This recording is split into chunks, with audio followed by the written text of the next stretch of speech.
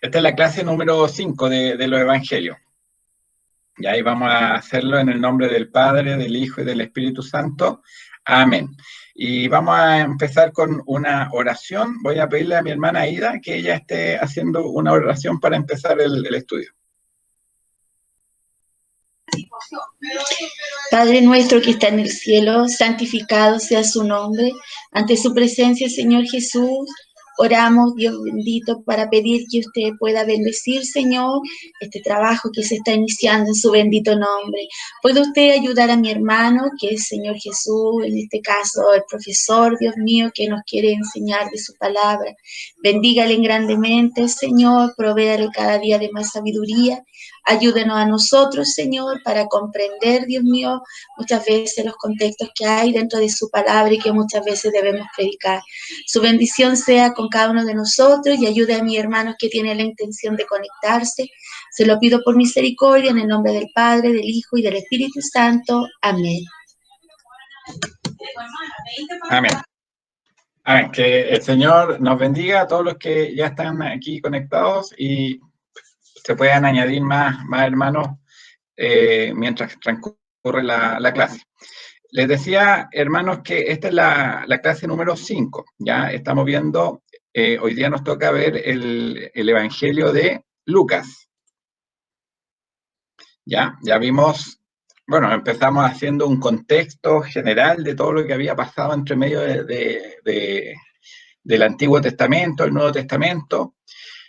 También vimos ahí algunos aspectos que eran asociados ahí, paralelos que hay entre los distintos evangelios, ¿ya? Y sabemos que los 3 primeros evangelios son los evangelios sinópticos. ¿Esto qué quiere decir? Es que se tienen que ver juntos, ¿ya? Y narran la historia de una manera bastante similar. El caso distinto es el de Juan, donde es un poquito diferente la forma de abordar de ese evangelio, y eso lo vamos a ver en la próxima clase. ¿Ya? Entonces, hoy día nos toca el evangelio según San Lucas. ¿Ya? Y para empezar, bueno, recordar un poquito, hemos visto Mateo, Marco y Lucas. ¿Ya? Mateo principalmente mostraba a Cristo como el cumplimiento de todas las profecías del Antiguo Testamento. ¿Ya? Era el que cumplía, ¿verdad? Era el que satisfacía, ¿verdad?, el hecho de ser el verdadero Hijo de Dios, ¿ya? El verdadero Israel. Y en el caso de Marco, Marco mostraba inicialmente a Jesús como un rey poderoso, ¿ya? Un rey que expulsaba demonios, un rey que sanaba enfermos, y después lo muestra como el siervo sufriente. ¿Ya? Tiene como esos 2 aspectos el Evangelio de Marco. Y ahora vamos a empezar a ver el Evangelio de Lucas, ¿ya? Entonces, para empezar, ¿quién es el autor de este Evangelio? ¿Ya? Y nosotros acá, según la tradición de la Iglesia, nuevamente, decimos que el autor de este Evangelio es Lucas, ¿ya? Y este Lucas también escribió los Hechos de los Apóstoles. ¿Ya? Él es autor de tanto el Evangelio de Lucas como los Hechos de los Apóstoles, y se convierte en el escritor que más contenido tiene dentro del Nuevo Testamento. ¿Ya? Ahora, nosotros decimos que esto es de acuerdo a la tradición de la Iglesia. No hay ninguna tradición, no hay ningún escrito que nos diga que este evangelio fue escrito por una persona diferente a Lucas. ¿Ya? Entonces, en eso nosotros podemos estar tranquilos en el sentido de que todos los manuscritos, todos los escritos que se tienen, ¿ya?, de épocas muy tempranas de la Iglesia, todos asocian a este evangelio con Lucas. Ahora, ¿quién era Lucas? ¿Ya? Lucas aparece también ahí en el libro de los Hechos de los Apóstoles, acompañando a Pablo en sus viajes misioneros. Y acá, ¿cómo nosotros sabemos esto? Bueno, lo sabemos porque si vamos a leer, por ejemplo, aquí en Hechos, capítulo 28, versículo 16, ya al final del libro de los Hechos, nos damos cuenta de que él está escribiendo el Evangelio, las cosas que están ocurriendo acá en este libro, en los Hechos de los Apóstoles, en primera persona. ¿ya? Entonces, usted se puede dar cuenta acá que él dice cuando llegamos a Roma. No dice cuando llegaron a Roma, dice cuando llegamos a Roma. O sea, él estaba ahí, era parte, ¿ah? Era parte del grupo, ¿ah?, del cual se están narrando los hechos en este momento, ¿ya? Entonces, por eso él habla ahí en primera persona, y en muchas partes del libro de los Hechos de los Apóstoles, usted va a ver que la narración se hace en primera persona. O sea, él era parte de la escena, ¿ya? Él era parte de los sucesos que ahí estaban ocurriendo. Él estaba mirando, ¿ya?, todo eso que estaba ocurriendo. Y entonces dice, cuando llegamos a Roma, el centurión entregó los presos al prefecto militar, pero a Pablo se le permitió vivir aparte, con un soldado que le custodiase. Entonces, él acompañó a Pablo en sus viajes, y también es mencionado por Pablo en sus epístolas. Ya nosotros podemos ver acá en 2 Timoteo 4:11, lo que dice acá, dice, solo Lucas está conmigo, ¿ya? Aquí en 2 Timoteo, solo Lucas está conmigo. O sea, él era una persona que estaba cerca del apóstol Pablo, ¿ya? Y después dice, toma a Marco, ¿ah? Marco, el autor del otro evangelio, y tráele contigo porque me es útil para el ministerio. Recordemos que también Marco en algún momento, ¿verdad?, abandona a Pablo en uno de sus viajes, y por eso Pablo después ya no quiere salir con él, ¿ya? Y ahí se separa Pablo con Bernabé, pero esto nos da a entender de que en algún momento este Marco se reconcilió ahí con Pablo, ¿ya? Pero entonces, este Lucas era una persona que estaba al lado del apóstol Pablo, ¿ya? Entonces, así como Marco, ¿verdad?, era discípulo de Pedro, ¿ya? Y este Lucas también era un cercano, mis hermanos, al apóstol Pablo, ¿ya? Lucas cercano a Pablo, Marcos cercano a Pedro, ¿ya? Que son los dos autores de los evangelios que no son discípulos de Cristo, ¿ya? En el caso de Mateo y Juan, sí son discípulos de Cristo, pero estos no eran discípulos de Cristo, pero eran parte, ¿verdad?, de un círculo cercano, ¿verdad?, de alguno de los apóstoles, ¿ya? ¿Qué otra cosa se sabe de Lucas? Se sabe que era gentil y que era médico. ¿Han escuchado ustedes esto de que Lucas era médico? Bueno, hay evidencia ya en la Biblia de que él era médico. Entonces, aquí cuando vemos en Colosenses capítulo 4, vamos a leer varios versículos aquí, en el versículo 10 al 11 dice, y fíjese, ponga atención aquí cómo va narrando esto. Esta es la parte ya final de la carta de los Colosenses, donde empiezan a darse los saludos, ¿ya? Entonces aquí dice, Aristarco, mi compañero de prisiones, os saluda. Y Marcos, el sobrino de Bernabé, Marcos nuevamente, aquí Marcos, el autor del segundo evangelio, acerca del cual habéis recibido mandamientos. Si fuere a vosotros, recibidle, dice. Y Jesús, llamado justo, que son los únicos de la circuncisión. Fíjense en esta frase, son los únicos de la circuncisión. ¿Qué quiere decir eso? Que son los únicos judíos, ¿ya? Es una forma de hablar de los de la circuncisión, es para referirse a los judíos. Los de la incircuncisión son los gentiles, los que no son del pueblo judío, ¿ya? Entonces dice que son los únicos de la circuncisión que me ayudan en el reino de Dios y han salido para mí y han sido para mí un consuelo. Entonces, acá en los versículos 10 al 11, nombra a todos los que son parte de la circuncisión. Entre ellos está Marco y está Bernabé, ¿ya? Entonces, después continúa la carta en el versículo 12, 13, nombrando a más personas que están enviando saludos, y al final, en el 14, acá dice, os saluda Lucas, el médico amado, y demás. O sea, Lucas era conocido como médico, ¿ya? Ahora, no es un médico como los que se entienden ahora, que tienen muchas clases en una universidad, ahí le enseñan a ser médico, sino que era una persona, ¿verdad?, que nos debe dar a entender de que era una persona muy culta, que había leído muchas cosas, ¿verdad? Y que tenía mucho conocimiento, ¿ya? Entre los conocimientos médicos, ¿verdad? También tenía otros conocimientos, porque la verdad que en esa época, para ser un médico, ya era una persona que tenía que tener cierta instrucción, ¿ya? Instrucción de base, no necesariamente solo temas médicos, sino que tenía que haber abordado varias cosas, varios entendimientos antes de ser médico. Entonces, era una persona culta, era una persona que había leído mucho, que había recorrido mucho, porque había recorrido también con Pablo dentro de sus viajes, conocía mucho, mis hermanos. Entonces, era una persona, ¿verdad?, que cuando escribe el Evangelio, hace mucho, él escribe el Evangelio con muchos detalles, ¿ya?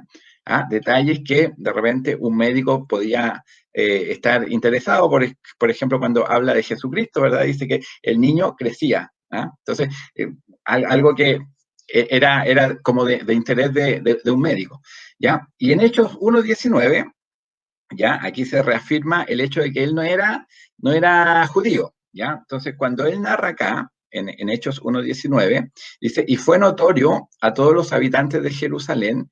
Esto es cuando él habla de cómo Judas, ¿ya? Judas, el que entregó a Jesús, ¿verdad?, se quitó la vida. Entonces, él está acá diciendo, y fue notorio a todos los habitantes de Jerusalén, de tal manera que aquel campo se llama, y dice, en su propia lengua, para referirse a la lengua de los judíos, ¿ya? No dice en nuestra propia lengua, sino que dice en su propia lengua, ¿ya? La lengua de ellos, ¿ya? Acéldama, que quiere decir campo de sangre. Entonces, tenemos acá entendido que este hombre era cercano de Pablo, ¿ya? Era médico y no era judío, ¿ya? Y dentro de los autores de los 4 evangelios es el único no judío, ¿ya? Es el único autor de un evangelio que no es judío, ¿ya? Tanto Mateo como Marco como Juan son judíos, ¿ya? En el caso de Lucas, él no es judío. Ya. La fecha probable de escritura de este evangelio es entre el 65 y el 67 después de Cristo, ¿ya? Siempre aquí estamos entendiendo de que el primer evangelio escrito fue el de Marco, ¿ya? Entonces, el de Marco más o menos lo fechamos en el año 64, ¿ya? Y este lo fechamos posterior, ¿ya? Tanto Mateo como Lucas fueron posteriores a Marco. Eso es lo que se entiende en la mayoría de las personas, de los eruditos, ¿verdad?, que estudian estos temas, ya entienden que el primer evangelio fue Marco. ¿Ya? Entonces, ¿y por qué también no nos pasamos del año 70? ¿Ya? Porque en el año 70 Jerusalén fue destruida y fue destruido el templo, algo que había ya profetizado Jesús, y en ninguno de los relatos, ¿ya?, de estos evangelistas dan a entender de que ellos están escribiendo posterior a la caída de Jerusalén, ¿ya? Siempre hablan de la caída de Jerusalén como algo que está por venir, ¿ya? Entonces, en ningún caso, ninguno de ellos dijo, esto ya lo había dicho Jesús, que ocurrió, no, era un hecho no ocurrido, ¿ya? La caída de Jerusalén no había ocurrido, no se ve evidencia en ninguno de los evangelios que Jerusalén ya había caído y que había sido destruido el templo. Ya, el lugar donde él escribe, ya, se cree que él escribe en Roma. Marco también se cree que había escrito en Roma, ya, para la iglesia que está en Roma, ya. Entonces, acá Lucas también está escribiendo desde Roma, ya. Y la audiencia que él tiene, ya, la audiencia que él tiene, y hay una dedicatoria al principio del Evangelio, ¿ya? Y él se lo dedica a un hombre llamado Teófilo, ¿ya? Al parecer, este Teófilo era un alto dignatario del gobierno romano, ¿ya? ¿Cómo sabemos eso?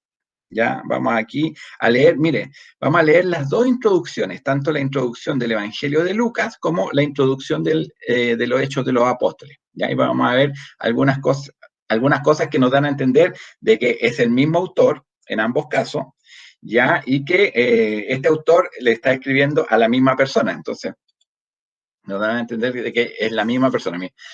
Lucas 1 del 1 al 4, ¿qué es lo que dice? Dice, puesto que ya muchos han tratado de poner en orden la historia de las cosas que entre nosotros han sido ciertísimas. O sea, Lucas ya tenía información escrita, ¿verdad? De estas historias, de las historias de Jesús. Entre ellas, el Evangelio de Marcos. ¿Ya? Entonces, por eso se cree que él tomó del Evangelio de Marcos algunas cosas para crear su propio Evangelio. ¿Ya?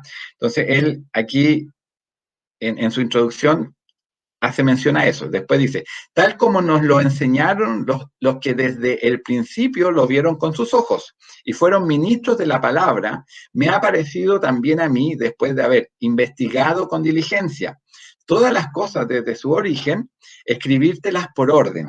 Oh, excelentísimo Teófilo. Y mire, y esta palabra excelentísimo, que aquí se traduce como excelentísimo, es una palabra que estaba asociada a algunas personas que tenían altos cargos dentro del Imperio Romano. ¿Ya? Esta palabra no se le dice a cualquier persona, sino que hay solamente evidencia de que se le está colocando este cargo, ¿ya? Un cargo que había dentro del Imperio Romano, a algunas personas, ¿ya? Y este Teófilo, ¿verdad? Entonces tenía ese cargo. Entonces dice, oh, excelentísimo Teófilo, para que conozcas bien la verdad de las cosas en las cuales has sido instruido. O sea, este Teófilo ya había recibido el Evangelio, se le había predicado el Evangelio, pero acá Lucas quiere ordenar toda la historia, ¿verdad? Para que él pueda tener acceso a la historia de manera escrita, ¿ya? Entonces, y también aquí Lucas dice, he investigado con diligencia, ¿ya? Hay personas que aquí piensan que él fue muy cercano a María, la madre de Jesús. O sea, Lucas se acercó a ella, ¿ya? Para poder armar su evangelio. Y es por eso que hay la historia del nacimiento y también de la vida cuando Jesús era niño, ¿verdad? Está más desarrollada en este evangelio que en otro evangelio, ¿ya? Entonces, uno puede ver que Marcos ni siquiera habla del nacimiento de Jesús, ¿ya? Mateo sí habla del nacimiento de Jesús, pero incluso acá Lucas habla de cuando Jesús era niño y estaba enseñando en el templo, ¿ya? Ese es un dato que es propio de este evangelio, ¿ya? Y después, cuando nosotros vemos en el inicio del libro de los Hechos de los Apóstoles, dice, en el primer tratado, o Teófilo, o sea, en el primer tratado, en el Evangelio, ¿ya? O Teófilo, en la misma persona. Hablé acerca de todas las cosas que Jesús comenzó a hacer y a enseñar hasta el día en que fue recibido arriba, después de haber dado mandamientos por el Espíritu Santo a los apóstoles que había escogido. Entonces, estos dos libros fueron escritos por la misma persona, ¿ya? Fueron escritos por la misma persona. Y es una persona que era parte, ¿verdad?, de los viajes de Pablo ahí en los Hechos de los Apóstoles, ¿ya? Ahora, lo anterior, o sea, esta dedicatoria que Lucas hace, ¿verdad?, de su evangelio, ¿qué nos da a entender? Que es una dedicatoria, al parecer, a un patrocinador, ya que habría compartido la obra con otra audiencia, una audiencia más amplia. No es que esta obra solamente se le escribió a Teófilo. Lo que se cree es que esta dedicatoria es porque Teófilo quizás financió, ¿verdad?, algunos gastos que tuvo que incurrir el evangelista acá, Lucas, para escribir su evangelio, ¿ya? Entonces, lo escribe, o él financia, ¿verdad?, para que Lucas escriba, para él también compartirlo con otras personas. Entonces, este Teófilo también tenía un un ánimo evangelístico, ¿ya? Para apoyar la escritura de este evangelio. ¿Ya? Entonces, eso es respecto a lo que nosotros podemos saber de Lucas, del libro, de cuándo se escribió, ¿verdad? Y cuál es el propósito con el que se escribió. Ahora, Teófilo era romano, entonces este es un evangelio que está escrito y tiene unas características que hacen ver de que ha sido escrito para los gentiles, ¿ya? Recuerden que Mateo se centraba en los judíos, Marcos en la iglesia de Roma, pero Marcos también era judío. Entonces aquí tenemos a un escritor no judío escribiendo un evangelio para personas que no eran judías. Entonces, este es como el evangelio que está escrito para los gentiles, ¿ya? Ahora, respecto a la estructura del libro, este libro tiene una estructura muy similar al libro de Marcos, ¿ya? Entonces, ustedes se recuerdan, la estructura del libro de Marcos era bien sencilla. La diferencia es que este libro empieza con un prefacio que son los primeros 4 versículos, ya que esta dedicatoria que Lucas le hace a Teófilo. ¿Ya? Después viene una introducción donde están todos los paralelos de los nacimientos de Juan el Bautista y de Jesús, ¿ya? Y acá este autor, ¿verdad?, desarrolla bastante el tema de los nacimientos, ¿ya? Hay más detalles de cómo llega el ángel, de conversaciones ahí que tuvo María con Elizabeth, detalles, ¿verdad?, cuando nace Juan el Bautista, detalles también cuando nace Jesús, cuando se le va a presentar en el templo, ¿ya? Entonces, hay mucha más información, ¿verdad?, respecto a la infancia de Jesús en este evangelio, a pesar de que tampoco es tanta, ¿ya? Y después, bueno, después la parte más cotota, más gruesa del Evangelio, lo podemos dividir en 3 partes, al igual que en el Evangelio de Marco, ¿ya? Tenemos acá Jesús y su misión, que es todo el tiempo de que Jesús está predicando en Galilea, ¿ya? Después terminamos con Jesús en Jerusalén. Recordemos que todos los evangelistas dedican mucho espacio a la última semana de vida de Jesús, ¿ya? Esta semana que empieza con la entrada a Jerusalén hasta que muere, ¿ya? En la última semana. Pero acá, en el camino a Jerusalén, ¿ya? Esta es la misma estructura de Marco, pero ¿cuál es la diferencia? Que Lucas dedica más, una proporción mayor a su evangelio al camino a Jerusalén, ¿ya? O sea, Jesús está en Galilea, termina en Jerusalén, pero el viaje que hace desde Galilea hasta Jerusalén, Lucas dedica más espacio, mis hermanos, en su evangelio a ese viaje. ¿Ah? Si ustedes se fijan, son 10 capítulos, ¿ya? 10 capítulos que le dedica solamente a este viaje, ¿ya? Y el Evangelio tiene 24 capítulos, entonces es una proporción grande que se dedica a ese viaje. Ahora, ¿qué es lo que nosotros vamos a encontrar en cada una de estas partes? ¿Ya? La primera parte, que va desde el 3.1 al 9.50, ¿ya? Aquí el ministerio de Jesús en Galilea, ¿ya? Aquí nosotros podemos ver el bautismo, hay una genealogía que está después del bautismo, esta genealogía llama la atención. Mateo empieza su evangelio con la genealogía, acá no. Acá está ya posterior al nacimiento, a la narración del nacimiento de Jesús. Y está posterior a la predicación de Juan el Bautista, ¿ya? Entonces, tiene un espacio ahí que puede ser algo extraño, pero hay que tratar de entenderlo. Está la tentación en el desierto, ¿ya? Hay un sermón acá en Nazaret, que ya vamos a hablar de este sermón. Están las enseñanzas, hay muchas enseñanzas y milagros ahí repartidos dentro del Evangelio, ¿ya? No tiene esta estructura que sí tenía Mateo de separar en bloques, ¿verdad? Narraciones y enseñanzas. Acá está un poquito más revuelto estos espacios de narraciones y de enseñanzas de Jesús. Y hay una preparación de los 12 apóstoles, cuando ya él los elige, ¿verdad? Y empieza a mandarlos, ¿ya? Después, en el camino a Jerusalén, él comisiona aquí a 70 hombres, ¿verdad? Que también lo envía, ¿verdad? A predicar. Está la oración del Padre Nuestro, ¿ya? Está también en esta parte. Hay conflicto acá con los fariseos, ¿ya? Siempre los conflictos con los fariseos, con los escribas, no empiezan desde el inicio, sino que en la medida que van avanzando los evangelios, empiezan a mostrar todos estos conflictos. Hay muchas parábolas, ya aquí está la parábola de la oveja perdida, de la moneda perdida, ¿verdad? Hay varias parábolas acá, la del hijo pródigo también está ahí. Ya están algunos conflictos, ¿verdad?, que empieza a tener con Herodes, mis hermanos. Después viene, después viene el juicio de este mundo, ya también es un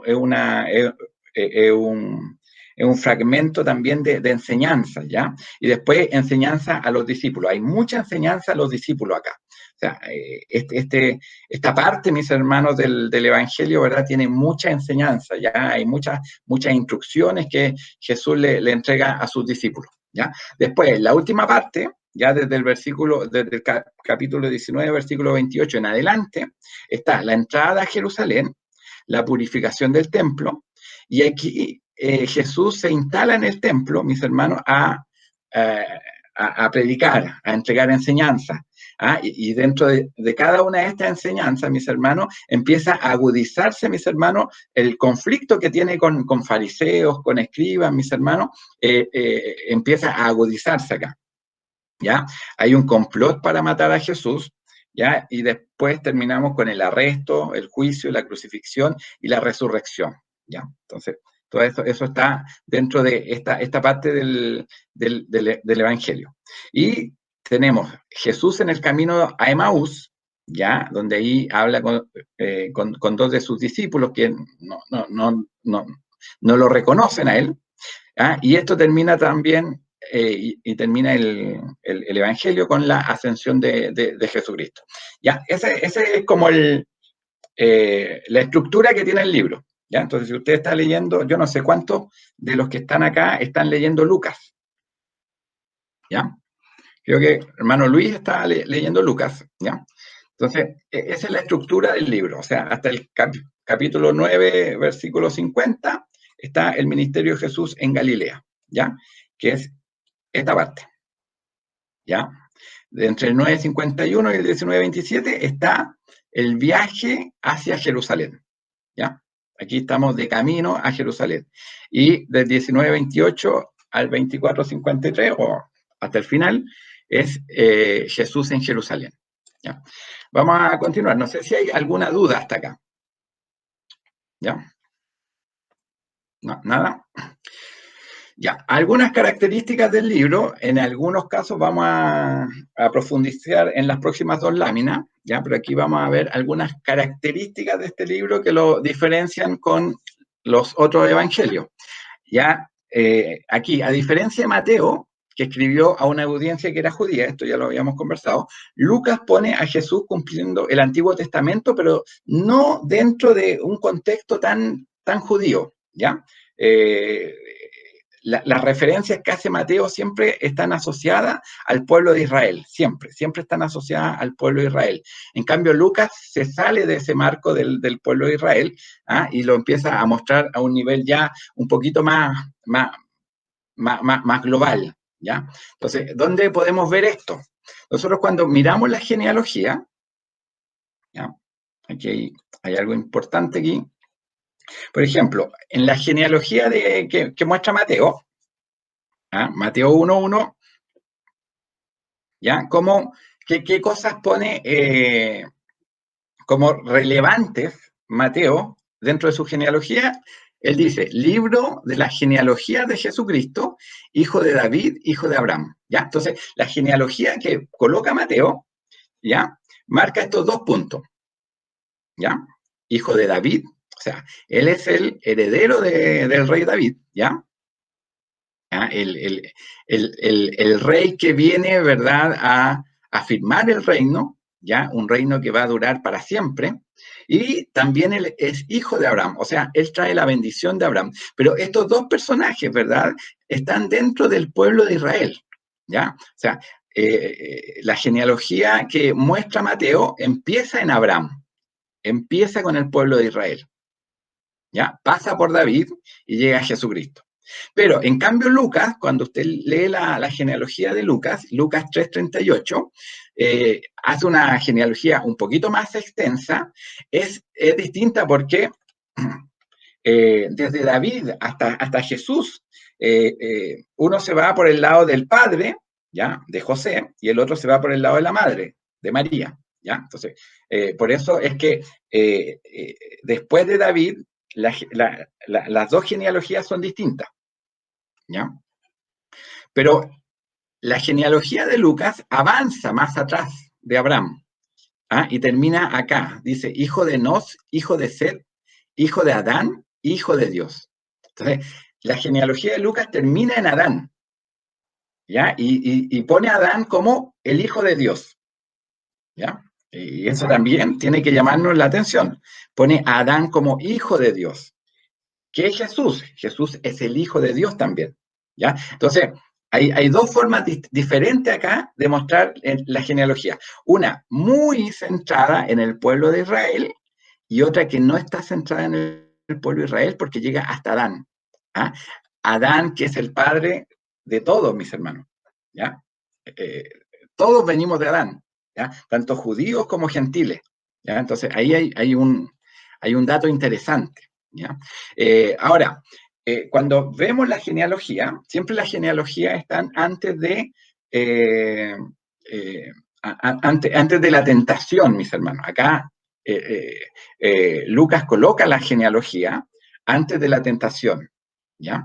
Entonces, cuando usted está leyendo Mateo, ¿ah?, y ve que Jesús es el que vence la tentación, ¿ya? Su mente, ¿a dónde se va a comparar? Se va a comparar al pueblo de Israel que estuvo 40 años en Egipto, o sea, perdón, 40 años en el desierto, ¿verdad? Y en el desierto no cumplió la voluntad de Dios. En cambio, Jesús estuvo 40 días y 40 noches sin tomar alimento, ¿verdad? Y vence la tentación. Entonces, ahí la comparación en Mateo es con el pueblo de Israel en el desierto. Ahora, cuando usted está leyendo Lucas y está diciendo, bueno, Lucas dice que este Jesús es hijo de Adán, hijo de Dios, la comparación que usted está haciendo, Jesús tentado por el diablo, ¿ah?, la comparación lógica es compararlo con Adán. Adán que no venció la tentación en el huerto, ¿ya? Son dos enfoques distintos, ¿ya? Adán no vence la tentación de Satanás en el huerto, ¿ya? Pero este Jesús sí lo hace, ¿ya? Y de ahí es que nosotros podemos ver aquí en 1 Corintios 15:45, ¿ya?, que nos menciona aquí el apóstol Pablo, dice, así también está escrito, fue hecho el primer hombre, Adán, alma viviente, el postrer Adán, y cuando habla del postrer Adán, habla de Jesús, espíritu vivificante.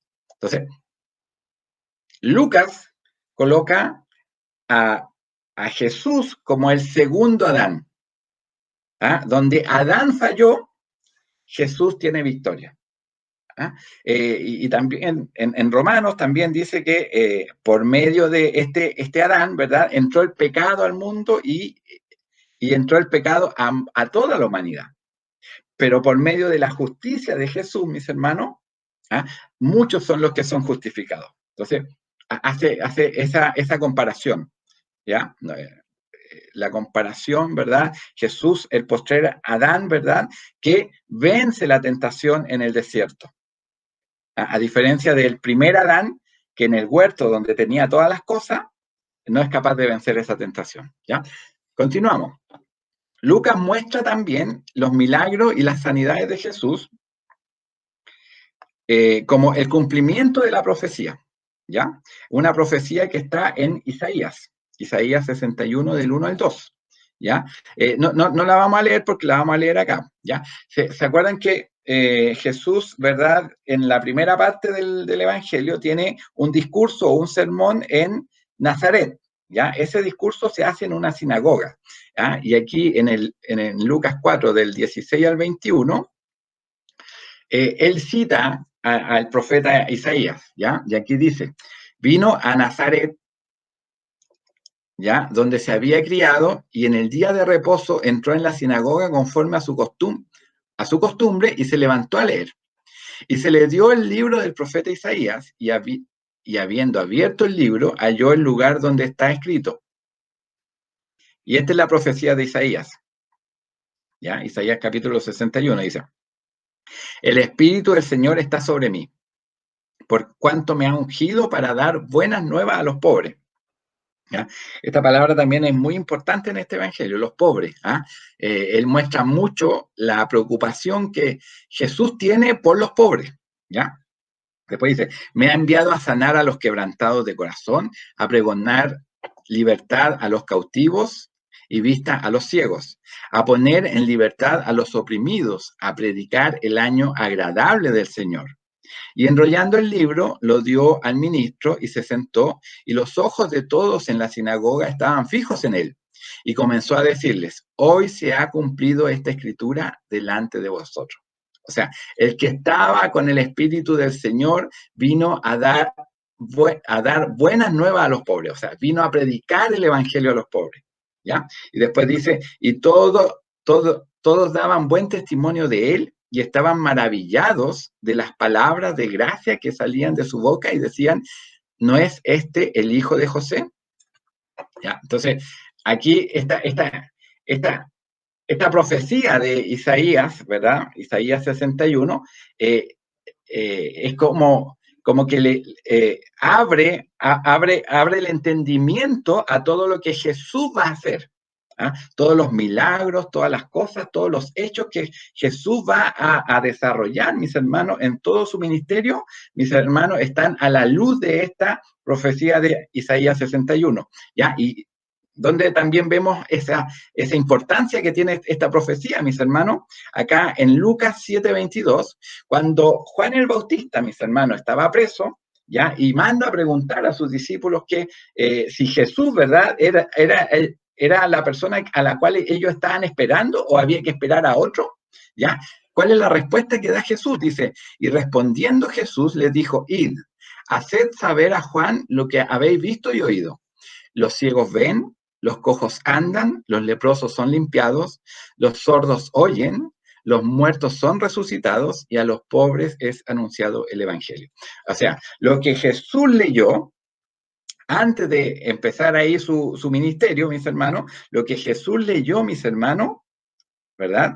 Tiene que darnos el entendimiento de todo lo que él empezó a hacer, ¿ya? Cuando él empieza a sanar a ciegos, a cojos, ¿verdad? A leprosos, a resucitar muertos, mis hermanos, él está cumpliendo lo que dice la profecía, ¿ya? Entonces, cuando Juan manda a preguntar, mis hermanos, le dice, mira, lo que ustedes han visto y oído, vayan y cuéntenselo a Juan, ¿ya? Y lo que ellos han visto y oído es lo mismo que está narrado ahí en Isaías capítulo 61, ¿ya? Entonces, acá hay una importancia que tiene esta profecía sobre todo el ministerio que Jesús está realizando, ¿ah? Y un ministerio, ¿verdad?, que está enfocado, mis hermanos, en los pobres, en los cojos, en los leprosos, mis hermanos, ¿ah? Ahí está el interés de Jesús, ¿ya?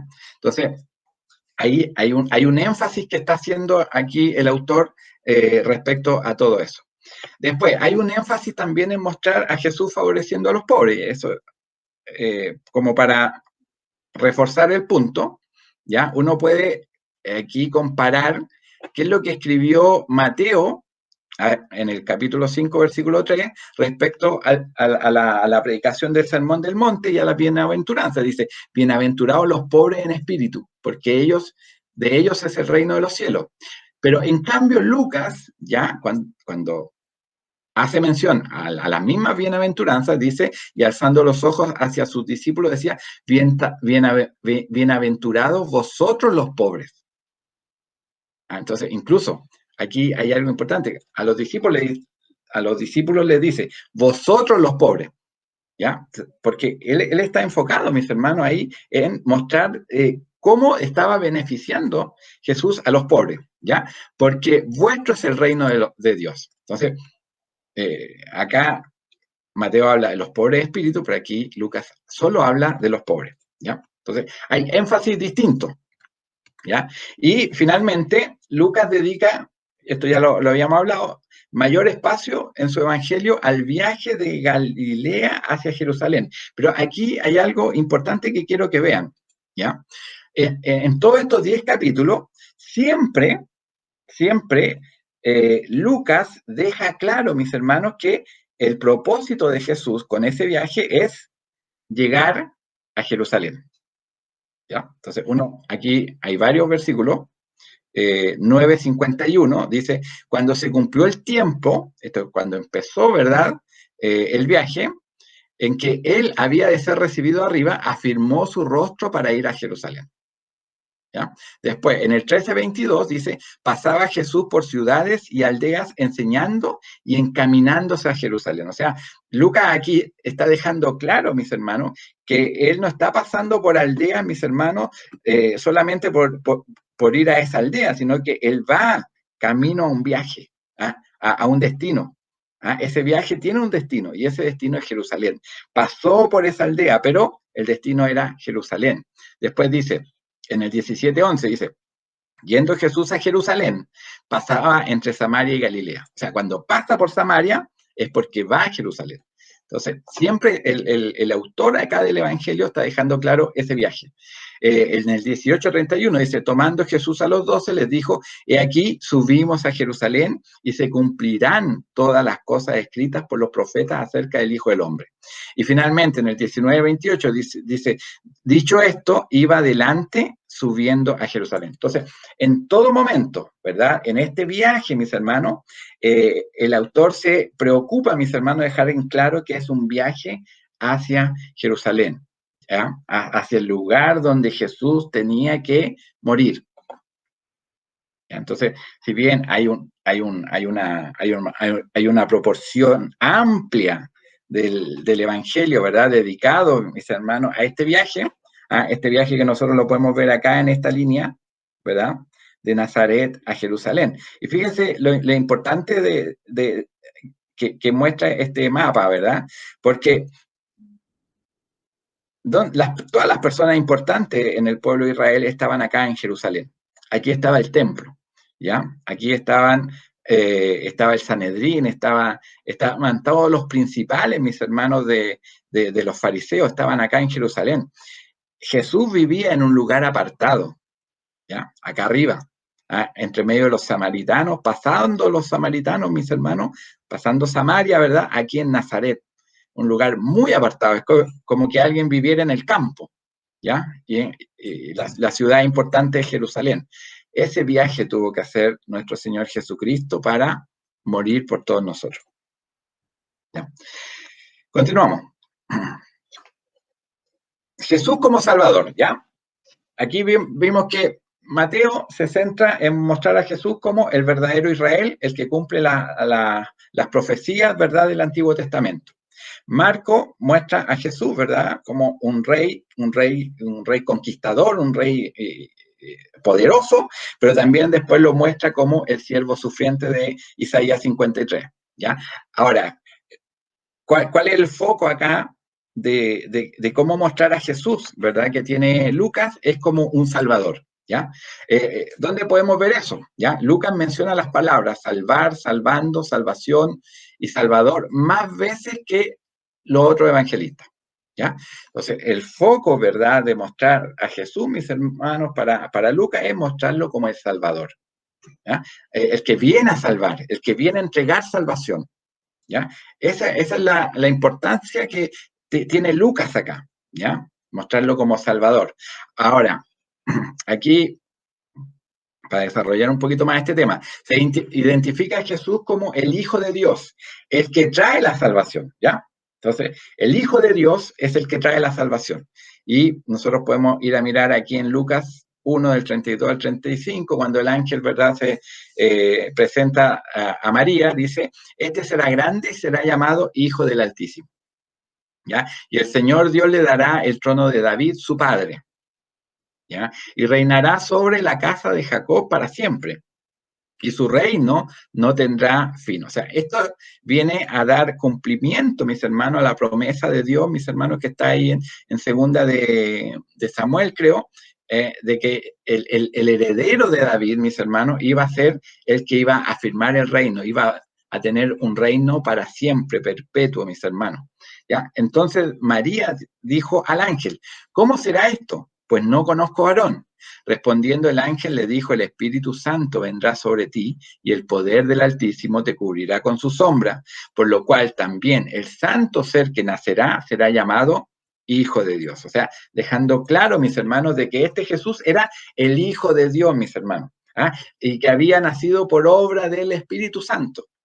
¿Ya? En Lucas 2, del 29 al 31, aquí se narra, mis hermanos, el momento cuando Jesús es presentado en el templo y ahí había un hombre, mis hermanos, Simeón, ya que había recibido de parte del Espíritu Santo de que no iba a morir antes de ver al Salvador.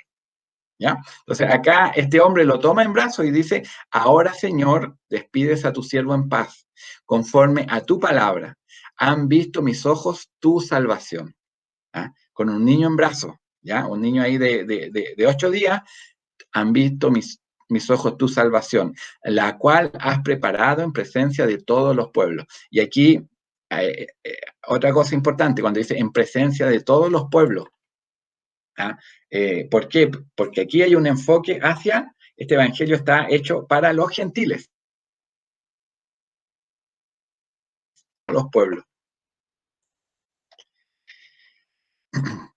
La salvación solo le pertenece a Dios y es parte de un plan. O sea, esta salvación que viene a entregar Jesucristo es parte de un plan que ya estaba escrito en el Antiguo Testamento, ¿ya? Y solo le pertenece a Dios, mis hermanos. ¿Dónde vamos a ver esto? En Lucas 9:22,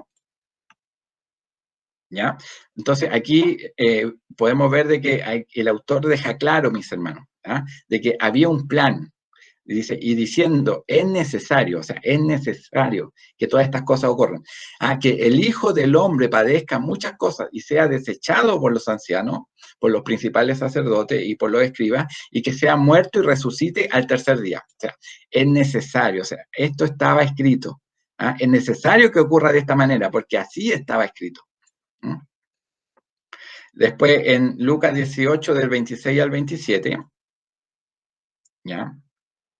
Y aquí es cuando este joven rico, ¿verdad? Pregunta qué es lo que él tiene que hacer, ¿verdad? Y Jesús le dice, bueno, vende todo y dáselo a quienes, a los pobres, ¿ya? Entonces, él se pone muy triste y Jesús aquí dice, bueno, es más fácil que un camello pase por el ojo de una aguja a que entre un rico en el reino de los cielos.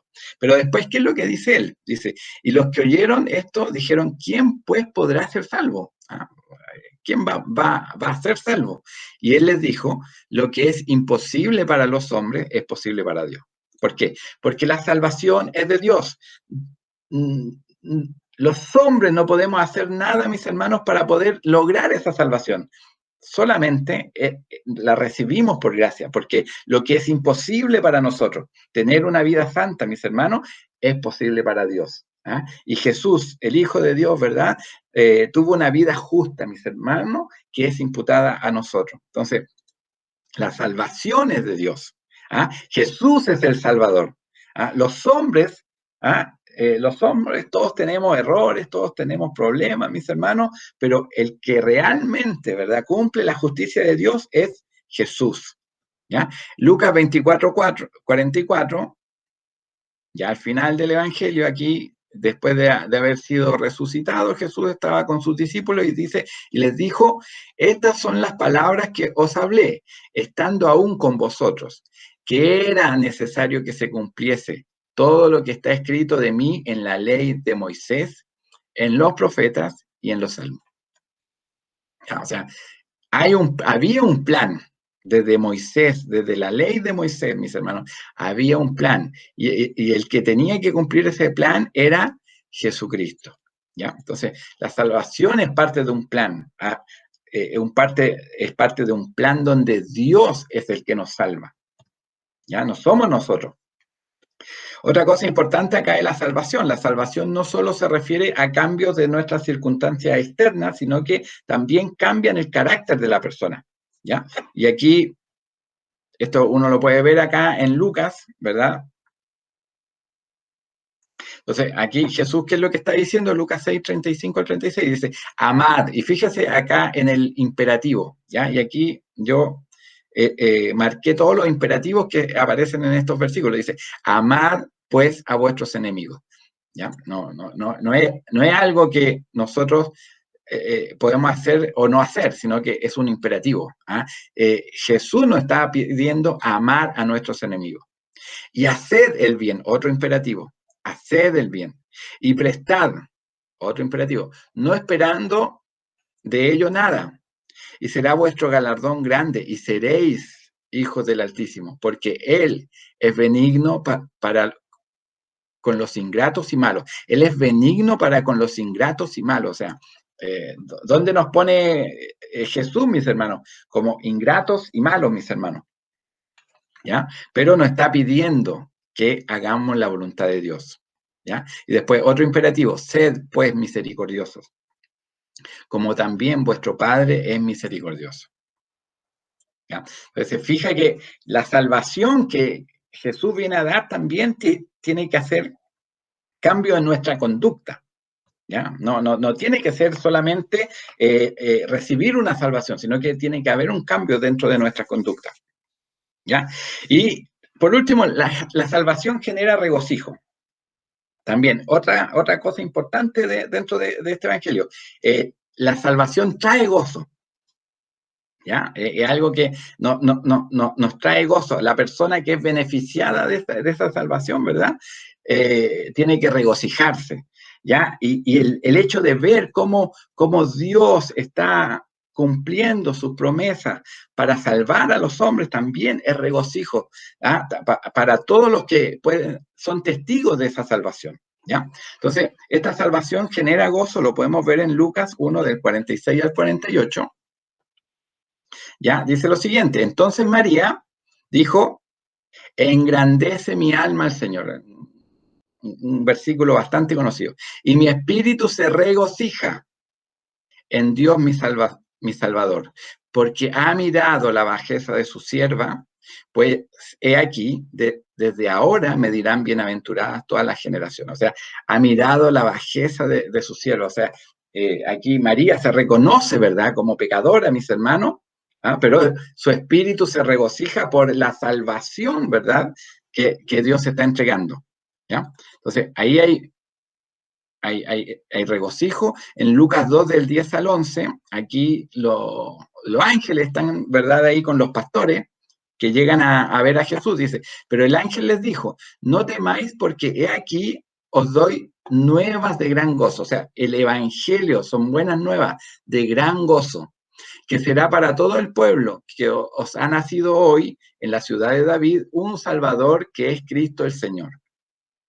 ¿Ya? Entonces, el evangelio son nuevas de gran gozo. ¿Ya? Acá en Lucas 15, del 6 al 7, Lucas 15 tiene 3 parábolas. ¿Ya? La parábola de la oveja perdida, de la moneda perdida y la parábola del hijo pródigo. ¿Ya? Entonces, ¿cómo terminan estas parábolas? Dice, y al llegar a la casa reúne a sus amigos y vecinos diciéndole, gozaos conmigo, porque he encontrado mi oveja que se había perdido. Os digo que así habrá más gozo en el cielo por un pecador que se arrepiente que por 99 justos que no necesitan del arrepentimiento. Y después, en la parábola de la moneda perdida, dice, y cuando la encuentra, reúne a sus amigas y vecinas diciendo, gozaos, de nuevo, gozaos conmigo porque he encontrado la dracma que había perdido. Así os digo que hay gozo delante de los ángeles de Dios por un pecador que se arrepiente. ¿Ya? Y después también, al final de la parábola del hijo pródigo, dice, mas era necesario hacer fiesta y regocijarnos, porque tu hermano era muerto y ha revivido, se había perdido y es hallado. ¿Ya? Entonces, este es un evangelio, mis hermanos, que siempre muestra al que es menor, al que es menos, al que estaba perdido, ¿verdad? Y lo cambia de lugar. Lo pone como el mayor, el que es más, el que es hallado. ¿Ya? Entonces, hay una preocupación ahí del evangelista de mostrar este cambio, ¿verdad? Del estatus del que estaba perdido, pero es encontrado. ¿Ya? Lucas 24, del 52 al 53, y así es como termina el evangelio. ¿Ya? ¿Y cómo termina el evangelio? Ellos, después de haberle adorado, volvieron a Jerusalén con gran gozo y estaban siempre en el templo alabando y bendiciendo a Dios. Fíjese, acá este evangelio termina con gran gozo, con los discípulos ahí adorando a Dios en Jerusalén, ¿verdad? Con gran gozo. Y esto contrasta por cómo termina el evangelio de Marcos. Si usted se recuerda, la semana pasada vimos que el evangelio de Marcos termina con las mujeres temblando de miedo. Ahí, frente a la sepultura de Jesús, ¿verdad? Que ya estaba vacía, mis hermanos, ellas estaban temblando con gran temor. ¿Ya? Pero el Evangelio de Lucas termina con gran gozo. Diferencias que hay entre los diferentes evangelios. ¿Ya? Eso es respecto a esto, Jesús como Salvador. Entonces, el foco aquí es mostrar a Jesús como Salvador. El foco de Mateo es mostrarlo como el verdadero Israel, el que cumple las profecías del Antiguo Testamento. Y en el caso de Marco, lo muestra como un rey que está triunfando, pero después lo muestra como el siervo sufriente. ¿Ya? Entonces, distintos enfoques que tiene cada uno de estos evangelios para mostrar a Jesús. ¿Ya? ¿Y quiénes son los beneficiados por Jesús? Y en esto también hay un énfasis que coloca Lucas. Los beneficiados por Jesús, ¿ya? Y aquí dice, Jesús no vino a aquellos que ocupaban cargos de honor, sino que vino a los grupos excluidos en la sociedad palestina de su época, ¿ya? Algo que nosotros ya lo sabemos por todo el tiempo que llevamos leyendo el Evangelio, mis hermanos, pero aquí vamos a ver que en el caso de Lucas hay un énfasis especial en esto, ¿ya? ¿A quiénes le predica el Evangelio? ¿Quiénes son los beneficiados por Jesús, mis hermanos? Primero, los gentiles. Este es el Evangelio para los gentiles. ¿Ya? Nosotros, esto, ¿dónde lo podemos ver? Aquí en Lucas 3, del 4 al 6, ¿ya? Cuando Juan el Bautista, ¿ya? Está hablando, dice, como está escrito en el libro de las palabras del profeta Isaías, que dice, y aquí cita Isaías 42, y lo cita igual como lo hacen todos los evangelistas. Mateo, Marco y Lucas citan lo mismo. Dicen, voz del que clama en el desierto, preparad el camino del Señor, enderezad su senda. Mateo y Marco terminan acá. Pero Lucas continúa con Isaías 42, y donde dice, todo valle se rellenará, y se bajará todo monte y collado. Los caminos torcidos serán enderezados, y los caminos ásperos allanados. Y termina acá y dice, y verá toda carne la salvación de Dios. O sea, aquí Lucas está mostrando que el Evangelio es para los gentiles, para toda carne, ¿ya? Toda carne verá la salvación de Dios. ¿Ya? Entonces aquí hay un énfasis en los gentiles. Lucas 7, del 2 al 3, y de ahí nos vamos a saltar al versículo 9, dice, y el siervo de un centurión, a quien éste quería mucho, estaba enfermo y a punto de morir. Este centurión era un soldado romano, ¿ya? Cuando el centurión oyó hablar de Jesús, le envió unos ancianos de los judíos, rogándole que viniese y sanase a su siervo, ¿ya? Un soldado romano, ¿ya? Un soldado de importancia dentro de los romanos, ¿ya? Y después dice acá, en el versículo 9, al oír esto Jesús se maravilló de él. ¿Por qué? Porque mostró una fe, ¿verdad?, de que Jesús tenía poder para sanar a su siervo. No le dijo, no, tú anda a la casa a ungir a mi siervo, no. Dice, di tu palabra, ¿ya? Y mi criado será salvo, sano. Entonces, al oír esto, Jesús se maravilló de él y volviéndose dijo a la gente que le seguía, os digo que ni aún en Israel he hallado tanta fe. Entonces, mostrando ahí la importancia de la fe de los gentiles, ¿ya? En Lucas 10, versículos 33 al 37, ¿qué es lo que dice? Dice, pero un samaritano, y acá hay muchas historias con samaritanos, ¿ya? Pero un samaritano, y esta es la parábola del buen samaritano, que iba de camino, vino cerca de él y viéndole fue movido a misericordia y acercándose, vendó sus heridas, echándoles aceite y vino y poniéndole en su cabalgadura, lo llevó al mesón y cuidó de él. Otro día, al partir, sacó 2 denarios y los dio al mesonero y le dijo, cuídamele y todo lo que gastes de más yo te lo pagaré cuando regrese. ¿Quién pues de estos 3 te parece que fue el prójimo del que cayó en manos de los ladrones? Entonces aquí un judío, ¿verdad?, dice, el que usó de misericordia. ¿Por qué? Porque este judío no quería ni siquiera nombrar que había sido un samaritano. Recuerden que en la parábola, ¿verdad?, primero pasa un levita, después pasa un sacerdote, y ninguno de ellos, ¿verdad?, le presta auxilio a este hombre, mis hermanos.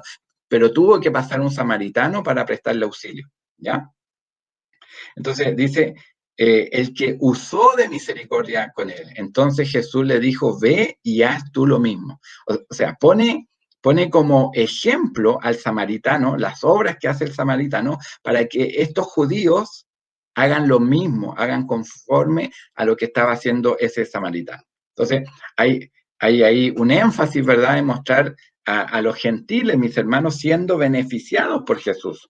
¿Ya? Entonces, Lucas 17, del 15 al 18, que es lo que nos narra también una historia con samaritanos, dice, entonces uno de ellos, viendo que había sido sanado, volvió glorificando a Dios a gran voz y se postró rostro en tierra a sus pies, dándole gracias, y este era samaritano. O sea, aquí habían 10 leprosos que habían sido sanados por Jesús, pero uno solo volvió. Y ese que volvió, dando gracias, era samaritano, ¿ya? Respondiendo Jesús dijo, ¿no son 10 los que fueron limpiados? ¿Y los 9 dónde están? No hubo quien volviese y diese gloria a Dios, sino este extranjero. Entonces,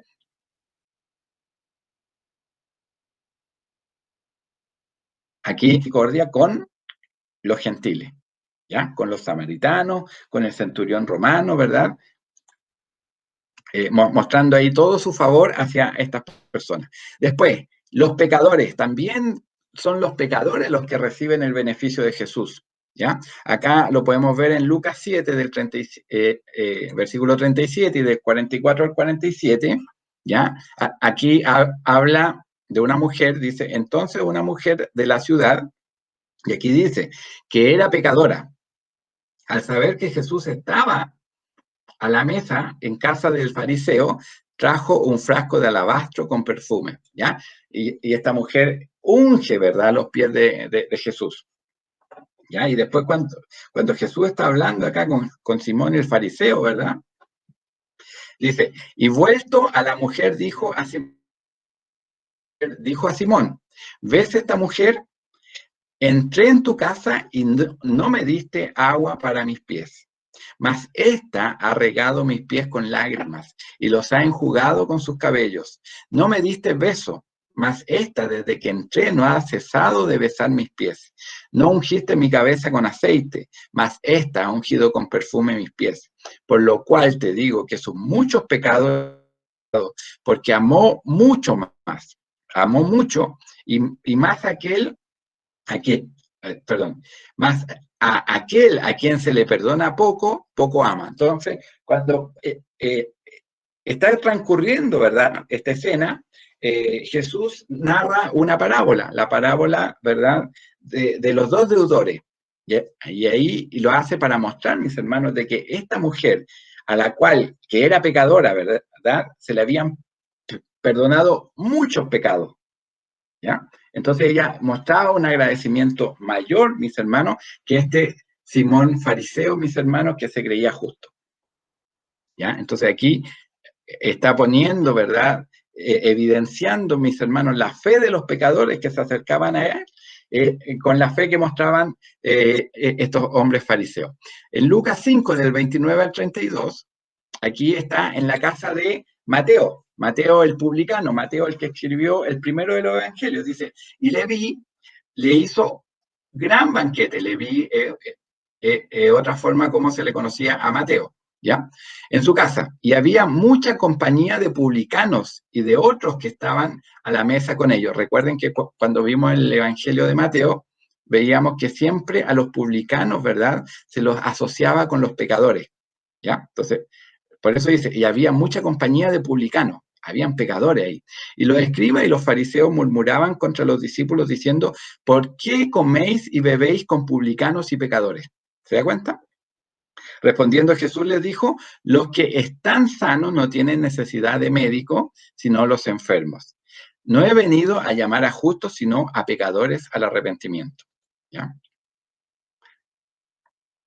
Después tenemos acá otra cita en Lucas 19, del 8 al 10, cuando Jesús estaba en casa de otro publicano, de Zaqueo. Dice, entonces Zaqueo, puesto en pie, dijo al Señor, he aquí, Señor, la mitad de mis bienes doy a los pobres, y si algo he defraudado a alguno, se lo devuelvo cuadruplicado. Jesús le dijo, hoy ha venido la salvación a esta casa, por cuanto él también es hijo de Abraham, porque el Hijo del Hombre vino a buscar y a salvar lo que se había perdido. ¿Ya? Entonces, muestra el favor aquí con los pecadores. ¿Ya? Otro grupo, ¿verdad?, al cual Jesús favorece es a las mujeres, ¿ya? Las mujeres, ¿verdad?, que eran menospreciadas en la época, ¿verdad? No tenían ninguna atención, mis hermanos, en ninguna historia, no había ni historias escritas con mujeres, mis hermanos. Pero acá las historias de Jesús están escritas con mujeres, mis hermanos. Acá Lucas 8, del 47 al 48, dice lo siguiente, dice, entonces, cuando la mujer vio que no había quedado oculta, esto es la mujer del flujo de sangre, ¿ya? Vino temblando y postrándose a sus pies le declaró delante de todo el pueblo por qué causa le había tocado y cómo al instante había sido sana. Y él le dijo, hija, tu fe te ha salvado, ve en paz. Y junto con esta historia de la mujer con flujo de sangre, hay otra historia, mis hermanos, de la hija de Jairo, ¿ya? Donde dice, y lloraban todos y hacían lamentación por ella, pero él dijo, no lloréis, no está muerta, sino que duerme. Y se burlaban de él sabiendo que estaba muerta. Mas él, tomándola de la mano, clamó diciendo, muchacha, levántate. Entonces su espíritu volvió e inmediatamente se levantó y él mandó que se le diese de comer. Entonces, acá resucitando a una mujer, ¿ya? Mujeres, ¿verdad?, que no se les reconocía en la época, mis hermanos. Acá Dios, Jesús, ¿verdad?, le está poniendo una importancia, mis hermanos, ¿ya? Al favorecerlas a ellas, mis hermanos. Lucas 13, del 11 al 13, dice lo siguiente, dice, y había, esta es la mujer encorvada, me parece, y había una mujer, allí una mujer que desde hacía 18 años tenía espíritu de enfermedad y andaba encorvada y en ninguna manera se podía enderezar. Cuando Jesús la vio, la llamó y le dijo, mujer, eres libre de tu enfermedad. Y puso las manos sobre ella y ella se enderezó luego y glorificaba a Dios. Entonces, se dan cuenta que a lo mejor ninguno de los rabinos de la época, mis hermanos, se acercaba a mujeres, mis hermanos, pero este Jesús sí se acercaba para sanarla, ¿ya? Lucas 10, del 41 al 42, dice lo siguiente. Y aquí muestra cómo Jesús también, ¿verdad?, se da tiempo, ¿verdad?, de estar con Marta y con María, mis hermanos, y conversar con ellas, mis hermanos. Acá dice, respondiendo Jesús le dijo, Marta, Marta, afanada y turbada estás con muchas cosas, pero solo una cosa es necesaria, y María ha escogido la buena parte, la cual no le será quitada. ¿Ya? Entonces, estos grupos, mis hermanos, ¿verdad?, que eran excluidos en la sociedad, Jesús se acerca a ellos para beneficiarlos. Y el último grupo, ¿verdad?, al cual se acerca Jesús, es a los pobres.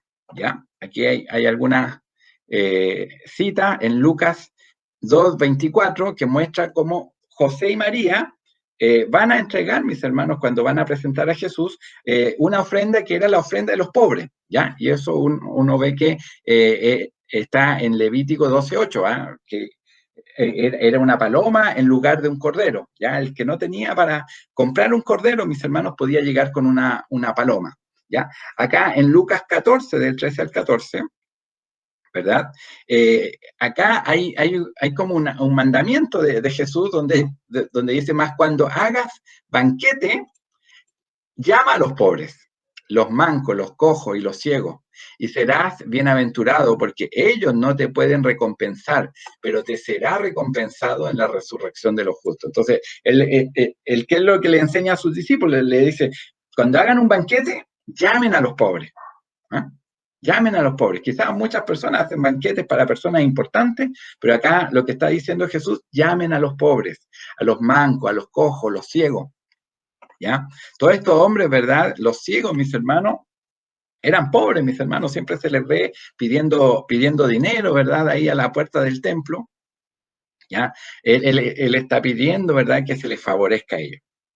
Y acá, en Lucas 16, del 24 al 25, ¿ya? Acá la historia de el rico y Lázaro, donde también, mis hermanos, muestra Jesús a Lázaro, ¿verdad?, como una persona que disfruta finalmente la salvación de Dios. Dice, entonces él dando voces dijo, Padre Abraham, ten misericordia de mí y envía a Lázaro. Este es el rico el que está pidiendo esto, para que moje la punta de su dedo en agua y refresque mi lengua, porque estoy atormentado en esta llama. Pero Abraham le dijo, hijo, acuérdate que recibiste tus bienes en tu vida y Lázaro también males, pero ahora este es consolado aquí y tú atormentado. ¿Ya? Entonces, estos grupos, mis hermanos, excluidos de la época, fueron los beneficiados por Jesús, ¿ya?